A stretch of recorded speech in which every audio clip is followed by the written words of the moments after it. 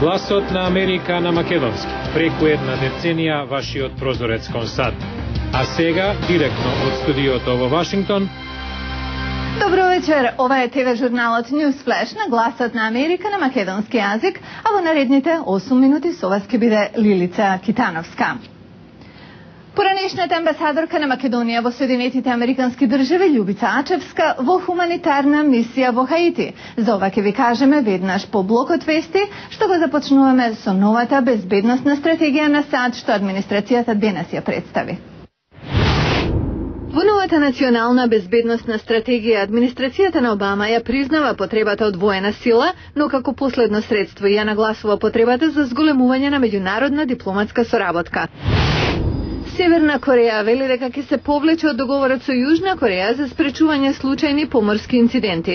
Ова е последен одговор на Пјонкјанг на обвинувањата дека стои зад неодамнешното потопување на јужнокорејски воен брод. Во соопштението од армијата, пренесено преку официјалната корејска централна агенција, се предупредува дека ќе биде извршен напад врз секој јужнокорејски брод кој ќе ја наруши проблематичната погранична линија. Orlando Magic ги порази Бостон Селтикс со 113-92 и избегна елиминирање од понатаможното надпреварување. Надпреварите во западната конференција продолжуваат денес во Лос Анџелес, каде се среќаваат Феникс Санс и Лейкерс, кои се изедначени 2:2. Поранешната амбасадорка на Македонија во САД Љубица Ачевска во хуманитарна мисија на Хаити. Во рамки на својата непрофитна организација неодамна ја посети земјата погодена од катастрофален земјотрес во јануари. Вели, штетата е огромна, но радоста на децата од укажаната помош е неизмерна. Со Ачевска разговараше Јулија Велковска. Pencils for Kids International е непрофитна организација што поранешната и прва амбасадорка на Република Македонија во САД, Љубица Ачевска, ја основаше пред 6 години. Таа обезбедува училишен материјал за деца ширум светот преку директен контакт со училиштата, а нуди помош за домови за сираци и болници. Ачевска во Хаити престојувала минатата недела заедно со сопругот доктор Џон Овело, кој волонтирал и донирал медицински материјал. We provided school supplies. Обезбедивме училишен материјал за деца во 5 училишта во Порто-Принс и околината, а дониравме и медицински материјал во болници и еден дом за сираци. Кога на децата ќе им подарите нешто, нивната радост е непроценлива. Тешко е со своји очи да се видат последиците од катастрофата, но истовремено задоволството за приликата да се помогне е големо, раскажува Ачевска. Земјата е оштетена, а децата ја гледаат и чувствуваат таа штета. Во земјотресот загинаа преку 250.000 лица, но по расчистувањето на урнатините сигурна сум дека оваа бројка допрва ќе расте. Ачевска вели дека сепак животот продолжува и битно е што населението се фокусира на напредокот. Дел од децата веќе се вратиле на училиште. Вкупната помош на организацијата на Ачевска за Хаити изнесува околу $15.000. Поранешната амбасадорка најавува дека следната мисија ќе биде во Соединетите Американски држави за обезбедување на училишен материјал во јужниот дел на сојузната држава Вирџинија. Образованието е клучот за се. Обрнуваме внимание на помалите деца до 10 годишна возраст. Се обидуваме да им ја дадеме основата, се со цел да се фокусираат на учењето. Еден од првите проекти на Pencils for Kids International била донација во училишта во Македонија, пошто следеле мисии и во Африка, во Кенија и Конго. Шефот на нафтената компанија BP на почетокот на неделава ги посети плажите на Луизијана, што беа зафатени со нафта од дефектниот подводен бунар во заливот на Мексико. Компанијата е под растечки притисок да ги засили напорите за чистење и конечно да го запре на тамошното излевање.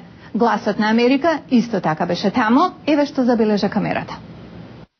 Екипи за чистење го собираат из Валканиот со нафта песок од плажата Порт Форшон во Луизијана.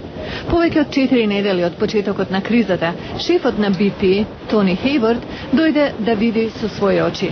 Тој вели дека е очигледно, оти досегашните напори за спречување на нафтата да дојде до брегот потфрлиле. I feel devastated by that, absolutely gutted. But what I can tell you... Многу ме погоди тоа. Можам единствено да ви кажам дека овде ќе останеме за долго расчистување. Ќе ја чистиме секоја капка нафта на брегот. Ќе ја поправиме штетата направена на животната средина и ќе го нормализираме брегот на заливот колку што можеме побрзо. Шефот за домашна безбедност за општината Джеферсон, Дино Бонано, вели дека BP не работи доволно брзо. Кај BP нема чувство на ургентност. Ситни работи ги попречуваат во работата, како немање гориво. Чекаме на камион за гориво, велат. Не може да чекате. Ако камионот не доаѓа во нашиот бизнис, вие одите по гориво. Во блискиот залив Баратарија, Бонано бара пожарникарските екипи да патролираат за натамошни знаци на нафта. Екипите по радио ги јавуваат координатите на дамките за чамци да го изведат чистењето, но тоа оди многу бавно. Во блискиот остров Долфин, во Алабама, екипите градат песочни бариери за да ја впијат нафтата. Официјални лица на Луизијана сакаат истото да го прават. Зашто, како што вели Дино Бонано, бариерите се дополнителен слој на заштита. На нафтата и се даваат помали шанси да навлезе во копното. Лесно е песокот да се собере и да се испрли од тука. Но ако нафтата влезе во мочурливо подрачје, се умира таму. Пред неколку дена така се исчистени неколку километри од плажата на големиот остров, но дамки останаа на оваа главна туристичка дестинација во Луизијана. Плажата е затворена, а летото е речиси тука. Празна е пристаништето, нема рибари, ниту бродови за рекреација. Дури и пијалокот наречен потопките катран настанати од нафтата не привлекува посетители. Овој човек знае дека оваа година нема да биде како другите. Всушност, за жителите воопшто ово може да биде долго лето на чистење на она што за нив значи живот. А ова нема да биде година како другите и за Рима Факих, убавицата на Сад. Не само што ја доби титулата, туку се уште ги разгорува страстите. Приказната за неа гледајте в петок.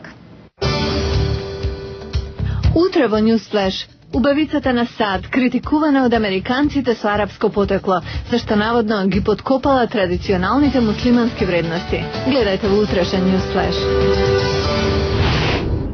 Ова беа вестите за денеска. Го гледавте Newsflash на Гласот на Америка на македонски јазик. Јас сум Лилица Китановска од студиото во Вашингтон. За најнови содржини посетете ја и нашата веб страница glasnaamerika.com. Пријатна вечер.